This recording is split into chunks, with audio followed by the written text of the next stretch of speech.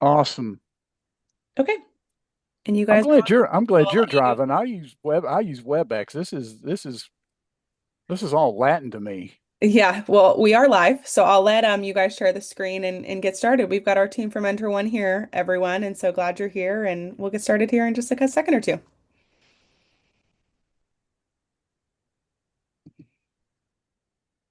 All right, Scott, I will let you kick off. Can you see my screen now?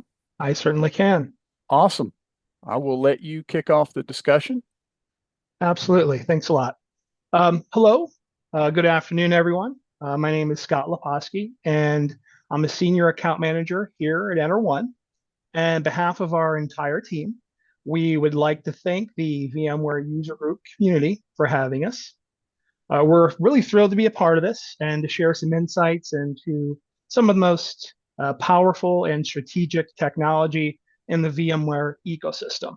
And most importantly, why we're here today, what's new in VMware VCF 9.1. So, for those of you who may not know us, EnterOne is an authorized VMware by Broadcom education delivery partner. And we were very, very proud to have been voted the Broadcom VMware Education Partner of the Year for 2025 for the Americas. And as a partner, trusted to deliver official VMware training designed and approved by VMware. And this is to customers, partners, enterprise teams all around the world. So our focus is helping organizations to build real world expertise across technologies that really matter the most. This is from data center virtualization to networking, automation, cloud, and now VCF. So at EnterOne, what we do is combine certified instruction with practical labs, real world deployment experience, and really kind of a personal approach to help learners and organizations accelerate outcomes with VMware technology. So today's presentation is going to be led by Steve Jones, one of our senior instructors and one of the most respected technical trainers out there today. He has more than 18 years experience across enterprise networking, virtualization, storage, and cloud solutions as well.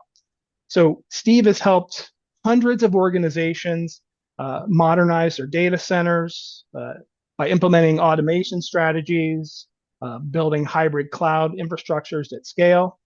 And in this session today, Steve will provide an overview of VCF 9.1 and what it is. So VMware Cloud Foundation 9.1, it marks a really significant evolution in VMware's hybrid cloud platform. It's delivering a more unified, resilient, and automation-driven foundation for modern data centers. And this release strengthens operational efficiency through an API-first architecture and enhances performance with innovation. So with that being said, let's dive in and join me in welcoming Steve Jones to take us through an overview of VCF 9.1. Great. Thanks, Scott. Good morning, everyone. Welcome. Thank you for joining us. This is a topic that I think fills a lot of questions. I do a lot of what we call test drives, which are really 2 and 3 day, really introductions into VCF. And that tends to bring in a lot of customers that are basically saying, hey, I'm hearing a lot about this.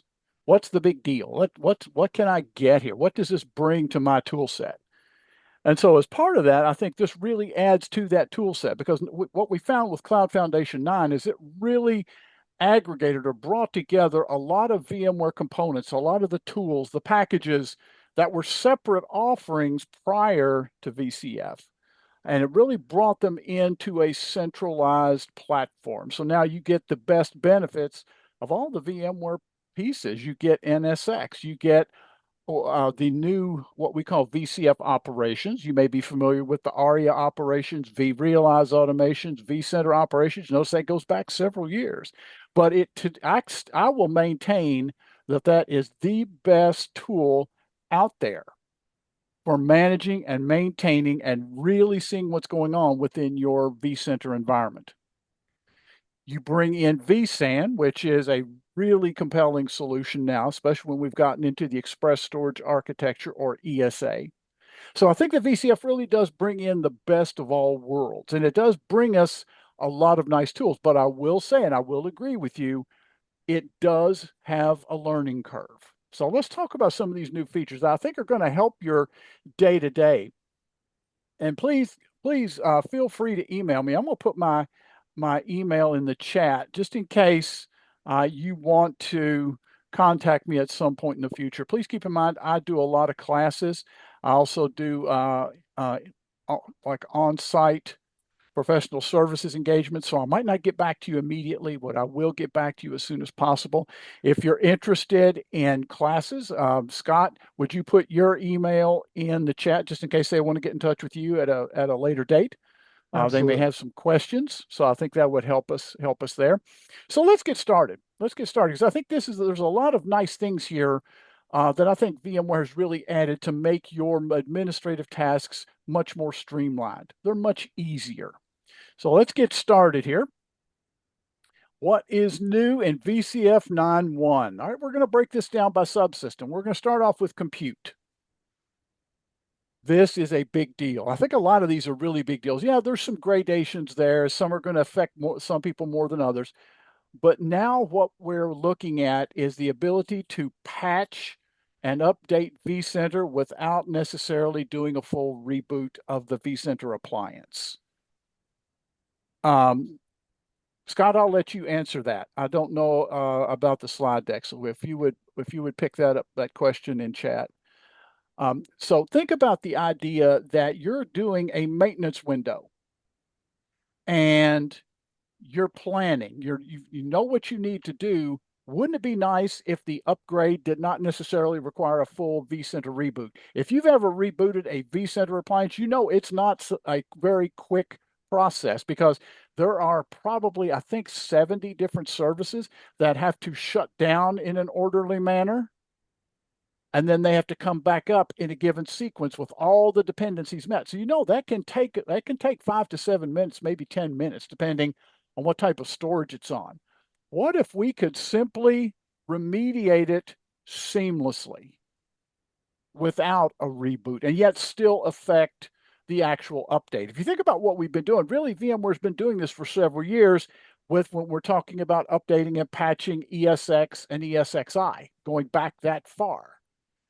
They've been working on the process since this is all based around the Photon OS, which is a derivative of the Linux kernel.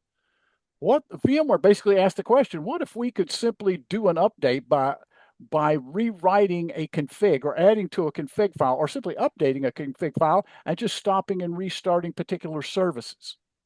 That was immediately something, hey, we're not rebooting the hosts as much. We're not going through potentially a warm reboot, which means we've got to go back through the hardware post process. So VMware is making a consistent effort to make patching, which is, beyond a shadow of doubt, mandatory. It is something that must be maintained, not just from an effectiveness perspective, but also from a security perspective. What if we could do that without downtime? And I think that is a really, really strong driver toward making our environment more efficient. By the way, if you have any questions, please drop them in chat. We'll be glad to talk to you. We'll be glad to address those. So please feel free to ping us as we go through. All right, let me click in the screen is not, there we go. Let's add to that. Again, this to me, I think, is something VMware has gotten requests for. What if we could take bare metal ESX servers, and by the way, that's the way you can tell from VMware's marketing team that we're talking about the new 9.0 version of vSphere, and that's they've taken the I off the name. Rather than ESXi, it is ESX now. We're back to that old standard. So what if I could take a bare metal physical server, whether it's HP, whether it's Dell, whether it's Cisco, whether it's Lenovo, Supermicro, whoever the flavor of the month is. What if we could take that server and install it by zero-touch provisioning, just like you would an Ethernet switch. Doesn't that make that whole process of deploying in a remote environment much easier? And certainly within your own data center, you could deploy an entire 42U rack pretty much with no hands-on. So this is very, very cool. This is again, it's a great way to streamline your process to implement a more efficient manner of deploying. So we're going to use just standard protocols. There's nothing that's really going to be vendor specific here. It does support both trusted platform modules and secure boot. This is a very flexible process. You create what's called a cluster configuration profile in vCenter. It will image with ESX, that server. The host will download this configuration profile from vCenter, and it will be added into the cluster. At that point, you can then do any hardware drivers, updates, firmware through Lifecycle Manager as desired. But notice the streamlining that's happening here. We're taking a lot of redundant steps, a lot of redundant manual touches, and we're simply making this a repeatable process that you can duplicate over and over and over, ensuring you get the same outcome each time.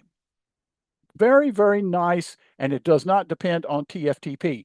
If you remember in the past, we had some processes that really built upon vCenter, and that was auto deploy. Well, if you want to think about how auto deploy worked with vCenter, at that point, it already had a TFTP server, a Pixie server, and it handled DHCP services as well. This is the next generation of that. Pre-configured and imaged just like an Ethernet switch, borrowing from that technology that has been out there for years. By the way, any questions or comments, please put them in the chat. We'll be glad to address those.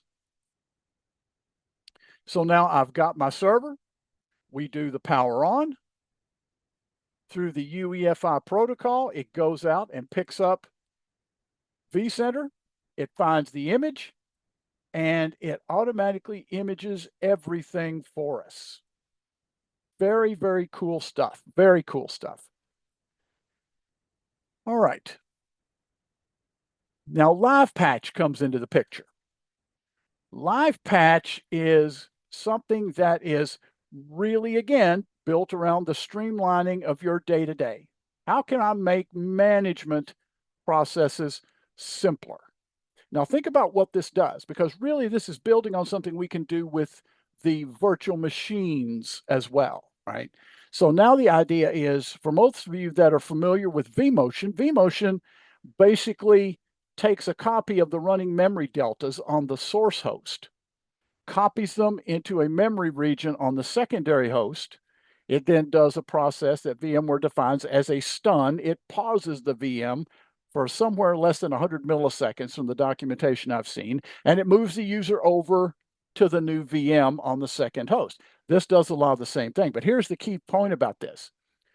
When we're doing a live patch of an ESX VM, we will actually go through the process of copying the actual VMX file, which is our text-based configuration file. If you right-click on a VM and look at Edit Settings, you are looking at a visual representation of the VMX file. So now that means I'm going to make a copy of that file. The update process will update the copy to whatever the new features are. Okay, whatever the new features might be, whatever the new options, doesn't matter. Then, similar to vMotion, it will stun that VM, pause it for 100 milliseconds, move the user over and connect it to the new VMX file. You do not have to reboot the VM for things like virtual machine hardware, VMware tools updates. Streamlining the process, making life easier for us, making management simpler. And I think VMware is really focusing on that as a very consistent thought process. How can we make this job easier? How can we streamline our day-to-day, which we do have? Yes, Gunter, did you have a question?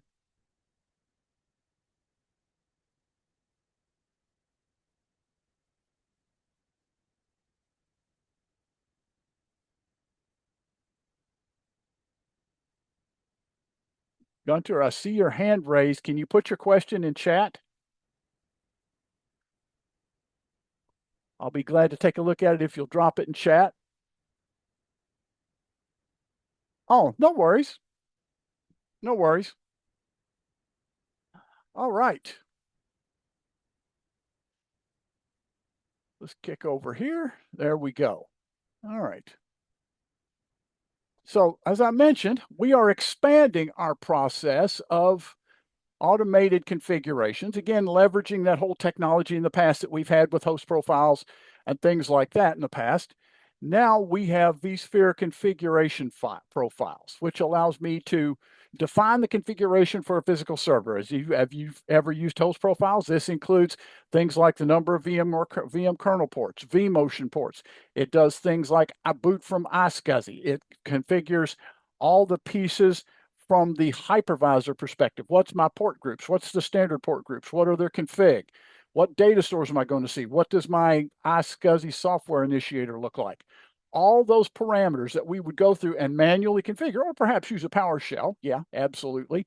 But all those things that we would normally do after installing the hypervisor can now be added in a config file. If there is any deviation, let's say somebody goes in and they change the name on the port group. Somebody goes in and they turn on something like MAC spoofing within the security boundaries of the port group. It'll automatically be leveled up. I can see it in vCenter and we can remediate from there. Very cool stuff. It includes all the facets of vSAN. Okay. Now, as you know, and we're going to talk about a little bit later, vSAN is really emphasizing, from VMware's perspective, the ESA architecture, the express storage architecture. So we'll come back to that, but keep in mind, for those of you that are still running OSA, the original storage architecture, it is still supported. Okay, I get a lot of questions on that. Whatever your memory tiering configuration is, and we're going to come back to that in just a few moments, memory tiering, I think, is very, very economically, very timely at this moment. We'll come back to that. It's in a few slides, but we'll come back to that. So however you've configured your memory tiering for your ESX host will be observed and honored.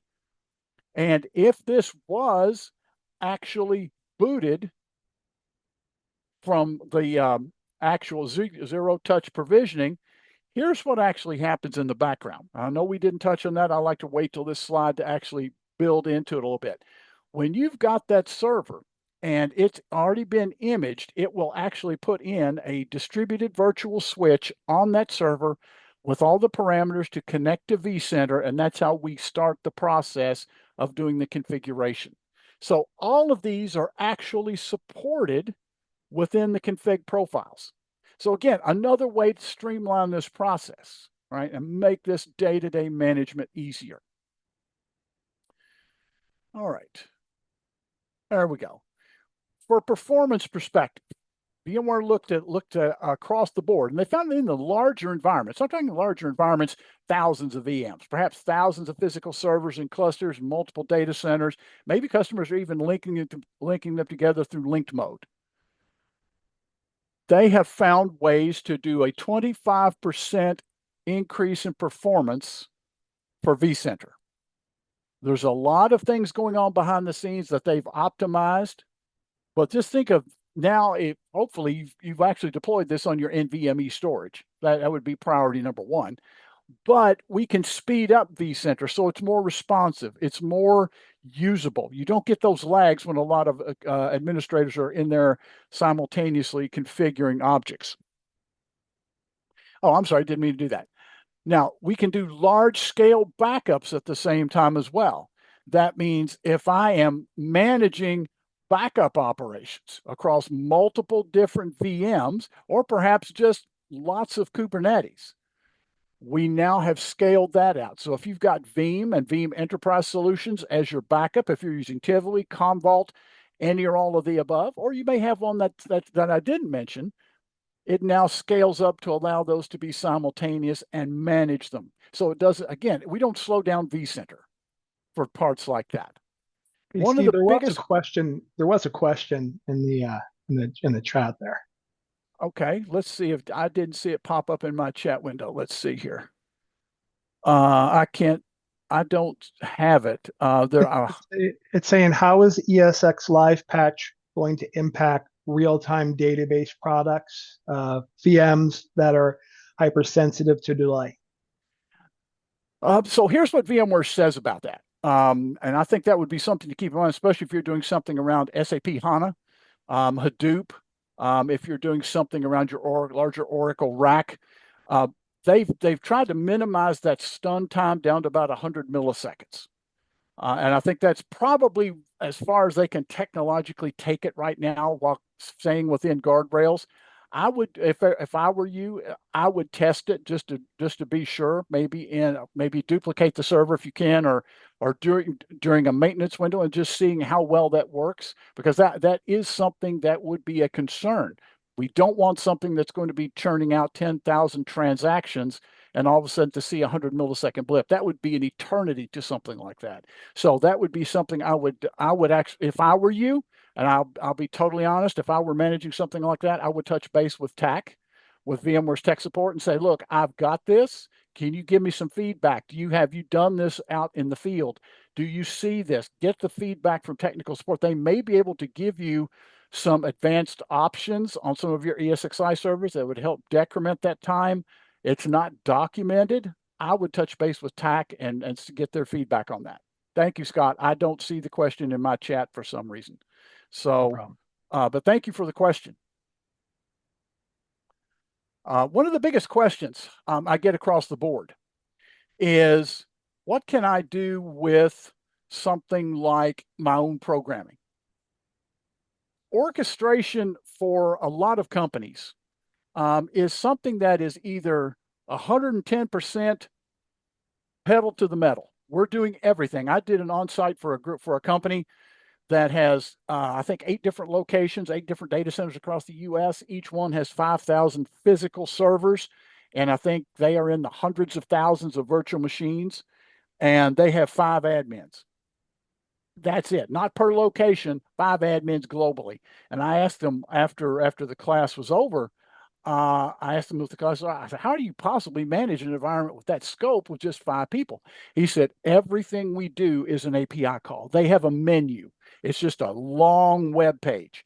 And everything has been put in there by their dev team. Everything they could ever possibly need to do is a scripted API call against the destination. So when people ask me, how can I really expedite? We do things through PowerShell. We do some very basic scripting. How can we take this up and even increase our utilization? Use the APIs right here. People ask me, how can I customize these charts? How can I pull disk utilization? How can I pull network utilization metrics and format it? Everything in vCenter is an API call. Everything in vCenter is PowerShell. So please consider the use of APIs. If you have not touched APIs, might want to talk to your dev team, because they can very easily access them. There's a software developers kit out on out on VMware's website that is available for you to consume. It is free. That is going to be your ticket to create whatever metrics, gather whatever information. Now let's build on that. Now, because we've had that discussion about APIs, I can now see deeper visibility into the utilization using the APIs. Typically, I could have gotten a 10,000 or 5,000 put perspective on what's going on in vCenter. Now we get it at a much deeper level. Now we can go in and pull metrics right out of the vCenter database, which is going to be very cool. But please keep in mind, vCenter's database and vCenter by default samples metrics over 20-second intervals. That is not changeable. You cannot modify that. So whatever metric you want to sample, please keep in mind the smallest metric you're going to get there is about 20 seconds. Okay, so please keep that in mind as we go. There are also new, by the way, we have some new alarms that are out there in vCenter. And we have what's called a high session count, which basically says, okay, how many people are accessing us? We can put a threshold. We could say, okay, let me know if 500 people are accessing vCenter, or 100, or whatever the scale of your company is. This will actually send you an alarm when that threshold is exceeded and let you know when a high number of people are accessing it. So now you can start looking to see, okay, am I seeing a performance impact? What's my utilization look like for for memory? What's my utilization look like for CPU? What's my storage utilization look like? And you might think, well, how am I going to see that? Go into the VAMI interface, the vCenter Appliance Management Interface. You can see all that from the main dashboards on resources.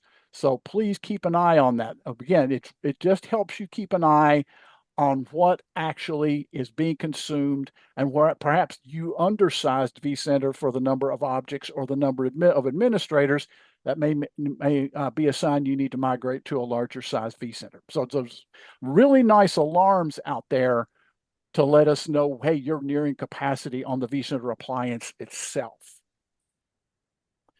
All right, let's move on to our next one. There we go. We now have another option for DRS. DRS, to me, was generations ahead of its time. Think about DRS. DRS has been out there for probably 15 years, and it's been steadily maturing. It's been steadily growing. The algorithm has been getting more detailed, and certainly the options are getting more detailed as well. So let's add into this. So think about the idea, I've got a virtual machine, and it is mission critical and it's running on a host. I want to put that host in maintenance mode. vCenter is automatically, when I try to migrate that virtual machine, vCenter is automatically going to go to that proposed destination host and basically say, do you have this amount of unreserved CPU? Do you have this amount of unreserved memory? And do you have a network switch port group that is named this? That's the first three things it does. It verifies shared storage, number one, goes out and looks for these extra resources on host two. Now, this is where this gets interesting.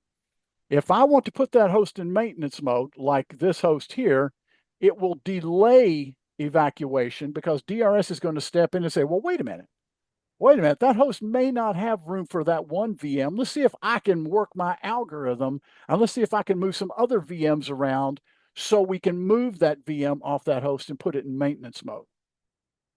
So now when we have the enter maintenance mode dialog box, there's the standard evacuation, meaning it's going to move it if it can. And with this one, by the way, if you've got anything like a CD mounted, DVD mounted, or you're connected to a private network, it will fail. It will absolutely fail. Or obviously, if a service is hung and it can't power down, it will sit there forever. However, here, if we do the non-disruptive, it invokes DRS to try to load balance the remaining VMs within the cluster to see if there's another sequence that we can move to and move that virtual machine. So notice it moves this VM over here, and now we've got free space on this one. Now we can move that VM to this host. This host can now go into maintenance mode. Let's see, I think I saw the chat window increment. Let's see here. Good morning, Deepak. Welcome. Comments or questions? Comments or questions?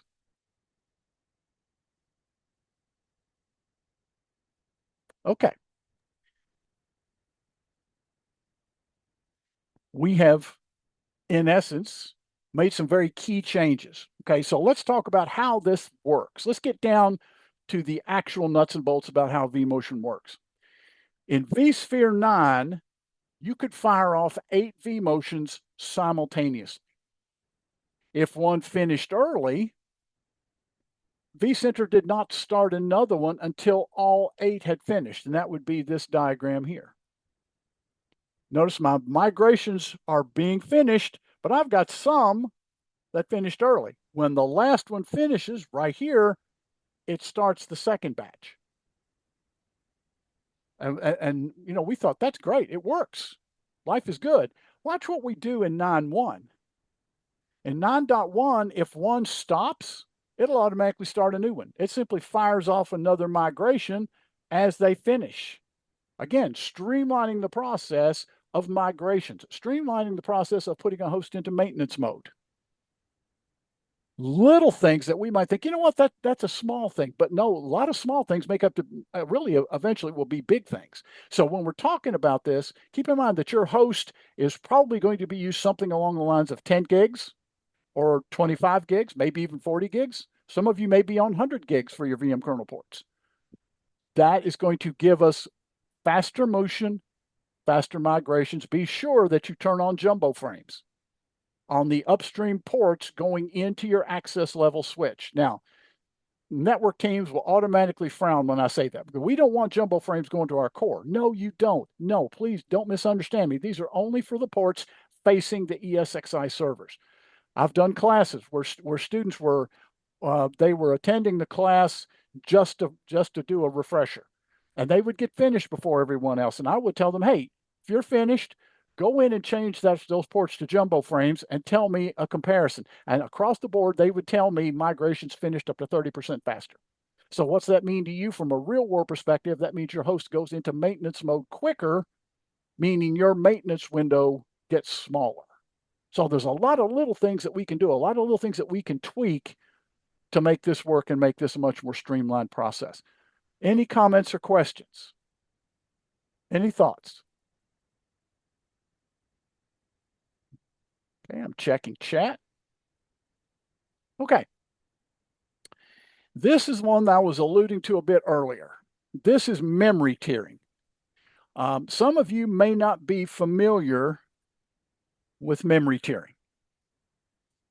VMware has been evaluating, and as they always do, the entire IT spectrum. What's going on in IT?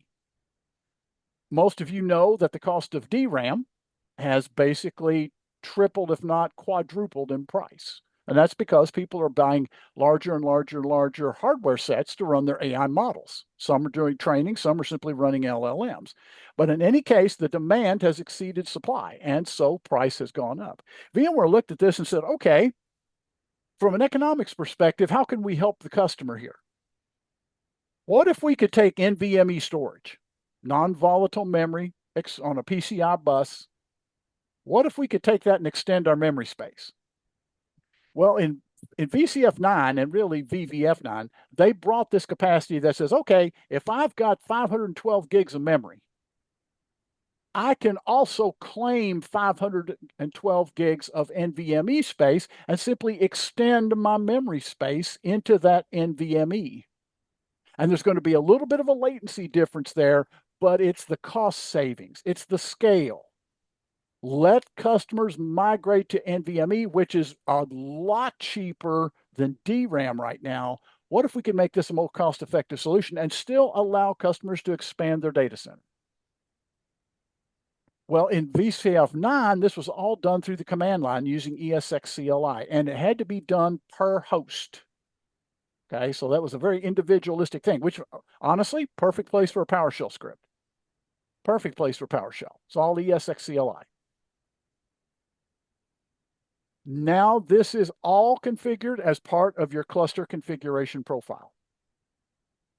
It's included. So what you would do is go into your vCenter, click your cluster, just like you normally would, go right-click, edit settings. You scroll to the configure tab, again, when you're setting up your services or setting up the parameters around your cluster. You scroll down to the configuration profiles. You create a new one.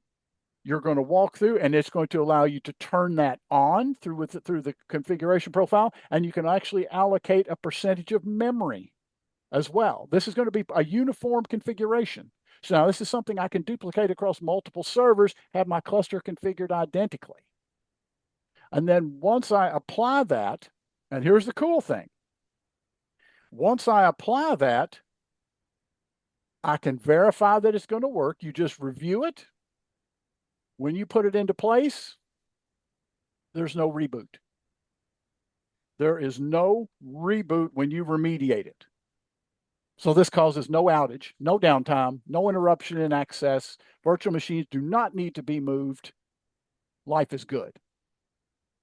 That is an amazing piece of really innovation. Taking something that we would have had to do manually on a per host basis, now I can simply include it in a profile and it automates the process. Very, very interesting and very cool. Now, once the process is done, takes about a minute, something like that. Once it's done, I can go into the cluster summary settings under memory, and I can see it will show me memory tiering enabled, and it will tell me how much I'm utilizing out of my local NVMe there. So keep in mind, there are a lot of things here that really are things you can take and put into process tomorrow or later today, depending upon what time zone you're in. These are things you can take and really think about. Is this something I can leverage? Is this going to make my life easier?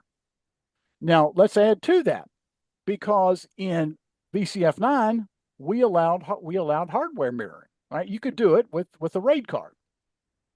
But innately, NVMe doesn't require a RAID card. It plugs directly into the PCI bus. It runs the PCI bus speed. It goes directly into the CPU. So VMware said, well, okay, that worked well, but what if we could do it through software? And so this allows me to do software mirroring. So now I can have two NVMEs with mirrored memory content. So I'm not only extending my amount of DRAM by leveraging these NVMe devices, but now I've got it mirrored. So if I have a memory cell failure on the NVMe or something goes wrong, I've got a redundant copy. Very, very cool. Now, again, you don't have to add anything here. Nothing, right? I don't need to add anything from a download, a patch, an upgrade, a third-party package. I don't need to do any of that, right? This is built into the hypervisor itself. Comments or questions? Any thoughts?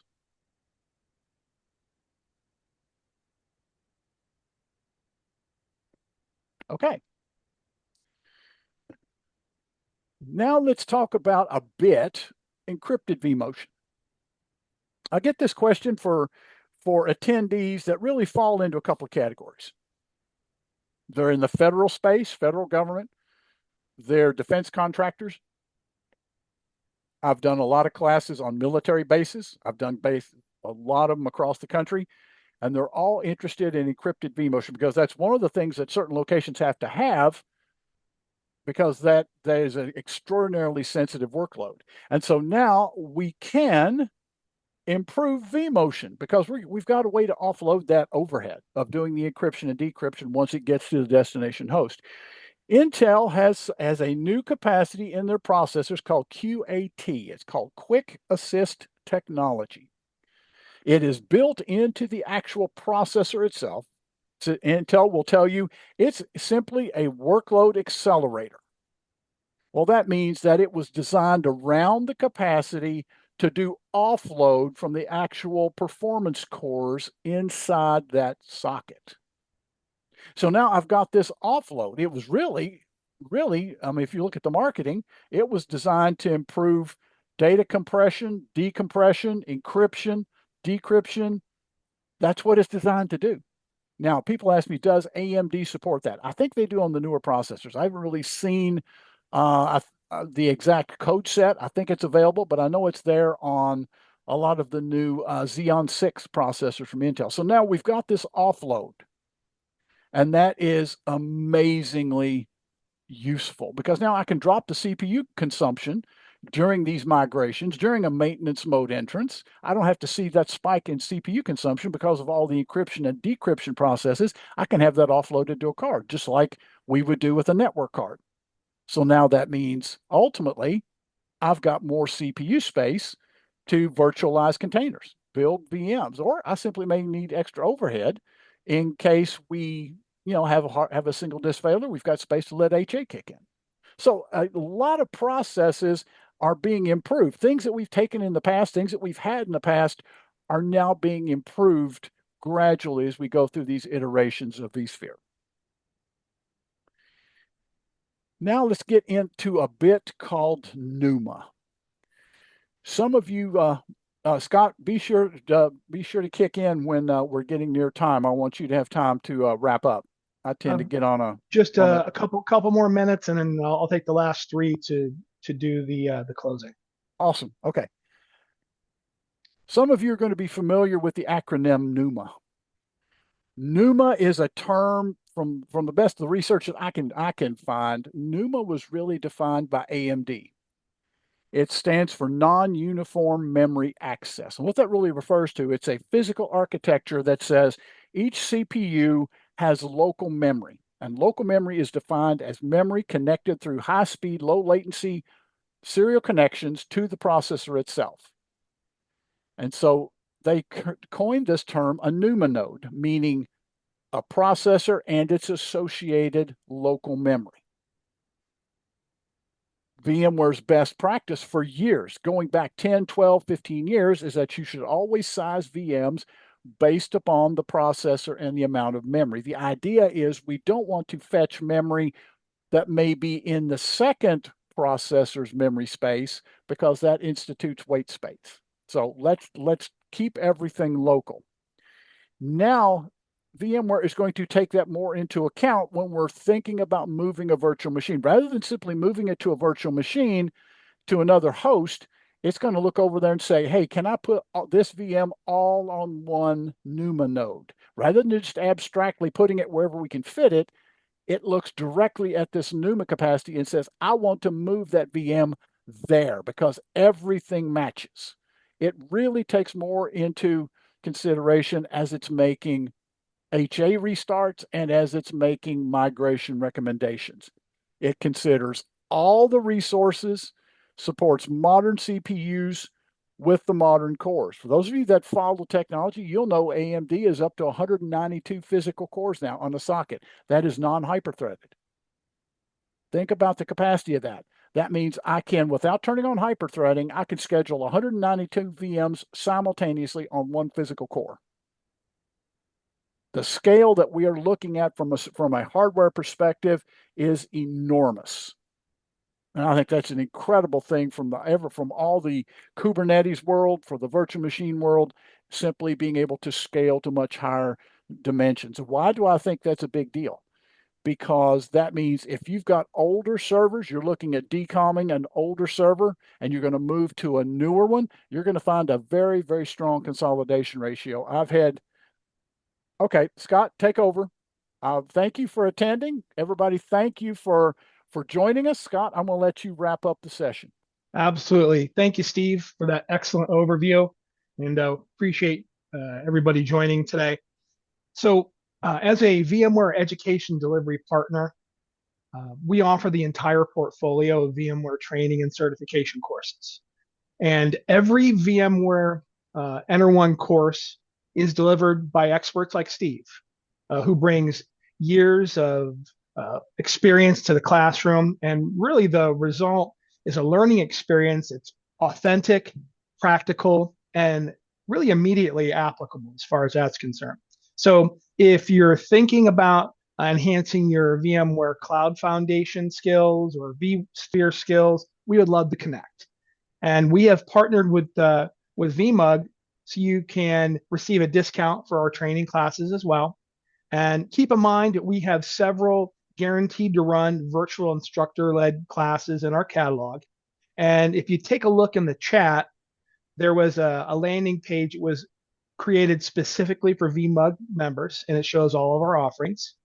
And we're always available to help identify the right courses or putting together a training plan for your organization. Also, as many of you may know, we're giving away a free exam voucher.